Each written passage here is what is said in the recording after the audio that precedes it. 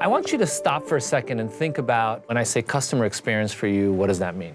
If you're anything like the students that I normally see in class, what you think about your customer experience is literally the time in which the customers interact with whatever service person you have in your organization. That's the kind of answer that I typically get when people think about customer experience. But then what I do is I ask people, talk to me about your last vacation. And I want you to spend a minute and think about your last vacation.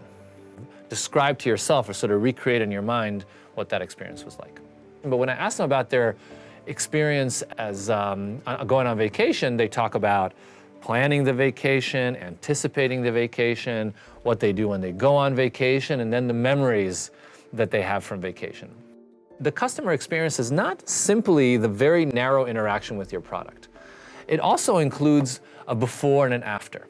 And those befores and afters are critical to how people understand your product and for your likelihood of achieving the holy grail, which is word of mouth.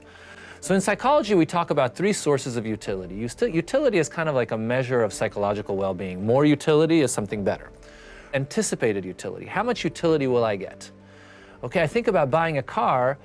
My experience with the car is not just driving the car, but it's also thinking about which car to buy, getting excited about that car.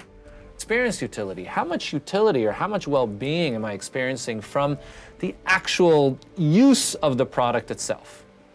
Okay, and this is typically when people think about the customer experience, they really focus on the experience utility component. Retrospective utility. What do I remember this to be like? And the memory is extremely important because the memory is what's going to determine your word of mouth. All three of those need to be managed to create a really truly winning customer experience. Experiences aren't flat, right? You don't sort of experience the same thing at all times.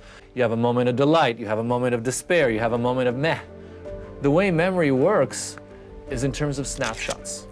I remember moments in that experience. And why is that so critical? Because it tells you that what you need to manage is not the film, but it's specific kind of moments.